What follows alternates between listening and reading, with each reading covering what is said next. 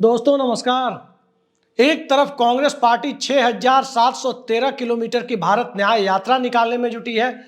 राहुल गांधी कांग्रेस को जन जन तक पहुंचाने में लगे हैं और इस यात्रा के लिए पूरे देश के 15 राज्यों, 110 जिलों और पूरब से लेकर पश्चिम तक उन तमाम इलाकों को छूते हुए यात्रा निकलती हुई दिखाई दे रही है, जिसे आमतौर पर भारतीय जनता पार्टी के गढ़ के तौर पर चिन्हित किया जाता है। चाहे वो हालिया दिनों में सबसे ज्यादा डिस्टर्ब रहा मणिपुर हो और उसके अलावा वो यात्रा जहां तक पहुंच रही है महाराष्ट्र के मुंबई में वो इलाका हो। लेकिन इसी दौर में जब राहुल गांधी कांग्रेस को जिंदा करने की कवायद में लगे हैं, मल्लिकार्जुन खड़गे के रूप में 80 बसंत देख चुका एक बुजुर्ग दलित नेता इस देश में सियासत का चाल चरित्र और चेहरा बदलने में लगा हुआ है, उस दौर में कांग्रेस पार्टी के कुछ लोग कांग्रेस पार्टी के मुख्यमंत्री राहुल गांधी की कोशिशों को पलीता लगाते हुए तो नहीं दिख रहे। दो मुख्यमंत्री अब भूतपूर्व मुख्यमंत्री हो चुके हैं। दोनों के नाम के आगे से मुख्यमंत्री के नेम प्लेट की जगह पूर्व मुख्यमंत्री की नेम प्लेट लग चुकी है। और ध्यान दीजिए, वो दोनों नेता कहीं ना कहीं उस बिजनेस घराने के साथ करीबी दिखाते हुए दिखे थे। उस बिजनेस घराने के सहारे निवेश आकर्षित करने की प्रक्रिया में लगे थे, जिस बिजनेस घराने के तौर तरीकों के ऊपर सबसे ज्यादा राहुल गांधी हमलावर रहे हैं। राहुल गांधी ने उस बिजनेस घराने को लेकर क्या नहीं कहा। उनकी कोई भी स्पीच उस बिजनेस घराने की चर्चा किए बिना पूरी नहीं होती। लेकिन चाहे अशोक गहलोत रहे हों राजस्थान के मुख्यमंत्री, चाहे हसदेव के जंगलों में छत्तीसगढ़ में जो कुछ हो रहा हो, सब कुछ भूपेश बघेल यानी कांग्रेसी मुख्यमंत्री की नाक के नीचे हो रहा था। और दोनों जगह एक ही औद्योगिक घराने का नाम आ रहा था, अडानी समूह, अडानी ग्रुप। और उसी अडानी ग्रुप के ऊपर जहां कांग्रेस के दो मुख्यमंत्री अडानी के साथ फोटो खिंचवा रहे थे, अडानी के साथ एमओयू साइन कर रहे थे, अडानी के साथ अपने राज्य के जंगलों में इतनी बड़ी जंगल कटाई की प्रक्रिया को अंजाम दिलवाने में लगे थे, अडानी को कोई कहीं अपने राज्य में सोलर प्लांट के लिए जगह दे रहा था, उसी दौर में राहुल गांधी इस देश के पैदल घूम रहे थे। उत्तर से दक्षिण से उत्तर तक, कन्याकुमारी से कश्मीर तक राहुल गांधी पैदल चल रहे थे। और इस देश के संसाधनों को किस तरह से बकौल राहुल गांधी अडानी के द्वारा लूटा जा रहा है, इस बात को लेकर जब राहुल गांधी चल रहे थे तब कांग्रेस के दोनों मुख्यमंत्री पार्टी के नेतृत्व को धता बताते हुए कहीं ना कहीं दिखाई दे रहे थे। जनता ने क्या हश्र किया आप देख सकते हैं। और अब एक नए मुख्यमंत्री कांग्रेस की तरफ से बने हैं रेवंत रेड्डी। तेलंगाना में बहुत बड़ी चुनावी सफलता कांग्रेस को मिली है, इतनी बड़ी चुनावी सफलता जिसकी उम्मीद मौजूदा दौर में 4 महीने पहले तक इस देश के कांग्रेसियों को भी नहीं रही होगी। लेकिन कर्नाटक में सरकार बनी, डीके शिव कुमार मुख्यमंत्री तो नहीं बने, उप मुख्यमंत्री बने। संभवतः लोकसभा चुनाव के बाद वो मुख्यमंत्री भी बन जाए, लेकिन उन्हीं डीके शिव कुमार ने, सुनील कानुगोली जैसे रणनीतिकारों ने और रेवंत रेड्डी जैसे युवा नेताओं, ऊर्जावान नेताओं के चेहरे ने कांग्रेस पार्टी को जमीन पर उतारा।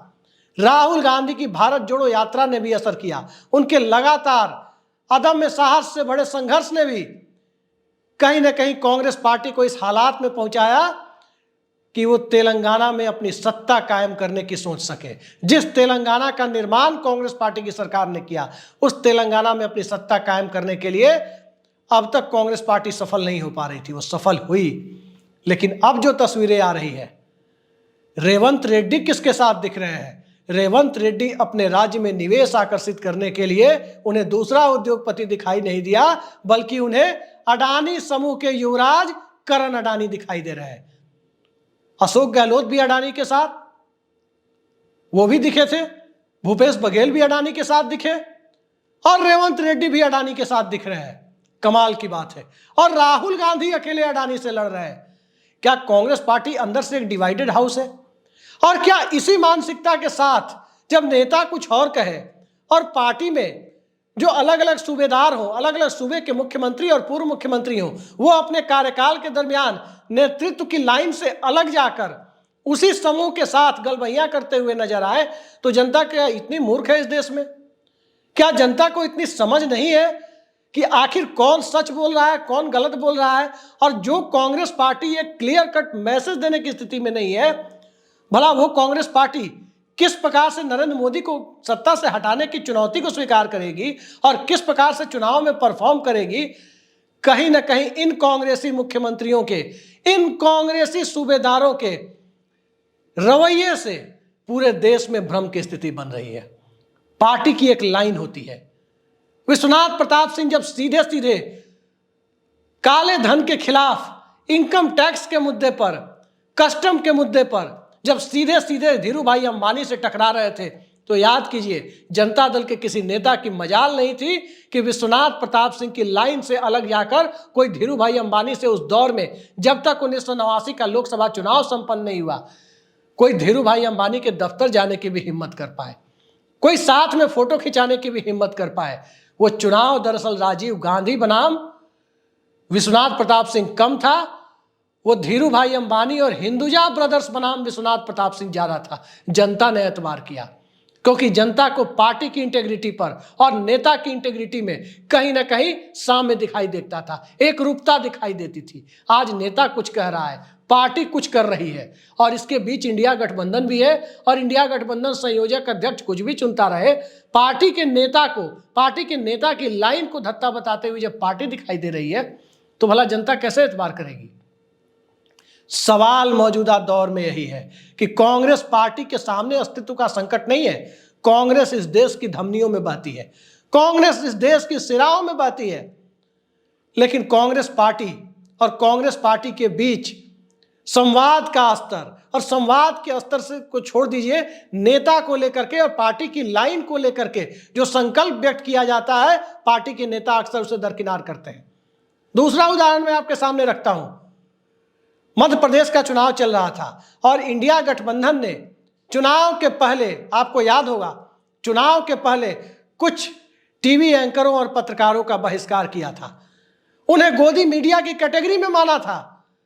लेकिन क्या हुआ, उन्हीं को में से एक पत्रकार को कहीं ना कहीं मध्य प्रदेश में कांग्रेस पार्टी के चेहरा रहे कमलनाथ अपनी गाड़ी में घुमा रहे थे, उनको इंटरव्यू दे रहे थे, जिनका बहिष्कार उनकी पार्टी ने किया, उनके गठबंधन ने किया।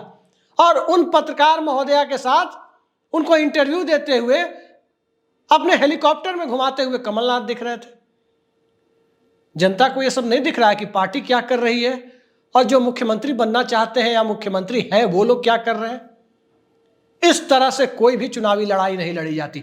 याद कीजिए नरेंद्र मोदी की 2014 की लाइन को, जब मनमोहन सिंह की सरकार थी, अंतिम दौर में थी, उस दौर में जो एक फरमान राजनाथ सिंह की तरफ से, उस वक्त के भाजपा अध्यक्ष की तरफ से निकलता था, उसे ही असली फरमान नरेंद्र मोदी का माना जाता था।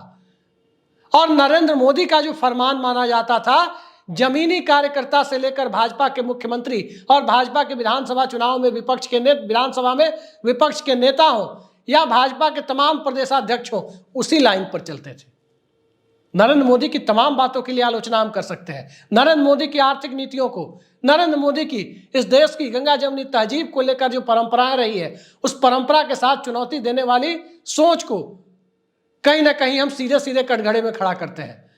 निश्चित तौर पर खड़े करना चाहिए। और जो पार्टी लंबे समय से सत्ता में है, सवाल हम नरेंद्र मोदी की सरकार से लगातार पूछते हैं, आगे भी पूछेंगे, कड़े सवाल भी पूछते रहेंगे।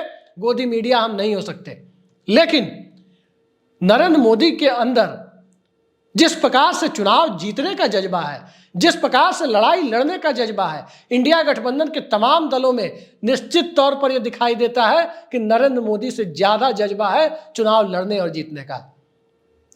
कर्नाटक के नेता डीके शिव कुमार में दिखाई देता है कि नरेंद्र मोदी के खिलाफ लड़ाई लड़ने का जज्बा है। मल्लिकार्जुन खड़गे जो कांग्रेस के राष्ट्रीय अध्यक्ष हैं, दलित नेता हैं, उन्हें देश का अगला प्रधानमंत्री भी लोग मान रहे हैं, उनके अंदर भी एक मजबूत लड़ाई लड़ने का जज्बा है। सांप्रदायिकता के खिलाफ, इस देश में क्रोनी कैपिटलिज्म के खिलाफ, आम आदमी, गरीब और मेहनत का सवाम मध्य वर्ग के हितों की चिंता करते हुए एक बड़ी लड़ाई लड़ने के लिए, एक बहुत बड़ी लकीर खींचने के लिए वो कटिबद्धता में कमी मल्लिकार्जुन खड़गे में भी नहीं है। और राहुल गांधी जो आज की तारीख में कांग्रेस के सबसे बड़े पोस्टर बॉय हैं, राहुल गांधी ने जो लकीर अपनी भारत जोड़ो यात्रा के माध्यम से खींची थी, उस भारत जोड़ो यात्रा का असर